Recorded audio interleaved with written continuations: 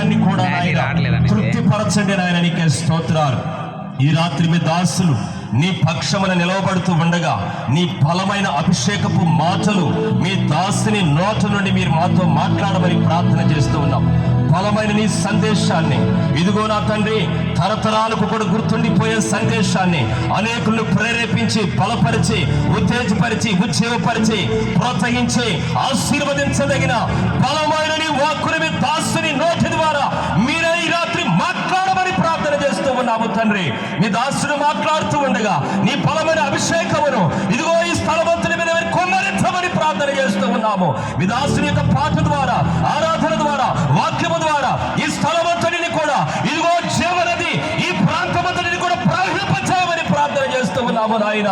మీ దాసుని మీ నామ మహిమార్థమై మీరే వాడుకోనమని ప్రార్థన చేస్తున్నాం. మీ నోటి మూలగా మీ పాత్రగా మీరు వాడుకోనమని ప్రార్థన చేస్తున్నాము నాయన. ఇదిగో ఈ సభలు ప్రభువా మీ దాసుడైనటువంటి ఎలీషా బాబు గారికి, వారి సంఘానికి, వారి సంఘ అభివృద్ధికి కూడా ఎంతో ఆశీర్వాదకరంగా మీరు జరిగించమని ప్రార్థన చేస్తున్నాం.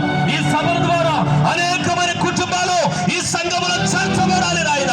ఈ సంఘము ఉజ్జీవింపబడాలి, ఈ సంఘము దీవించబడాలి నాయన. నీకే స్తోత్రాలు. ఇంతకు ముందు కంటే, మునుపటి కంటే అధికమైన మేలులు ప్రభువా ఈ సభల ద్వారా ఈ సంఘము అనుభవించడానికి సహాయం చేయమని, మహిమయు ఘనతయు ప్రభావమును మీరు మాత్రమే పొందుకోనమని ప్రార్థన చేస్తూ యేసు నామమున ప్రార్థించి అడిగి వేడుకుంటూ ప్రార్థిస్తూ ఉన్నాము తండ్రి. ఆమేన్.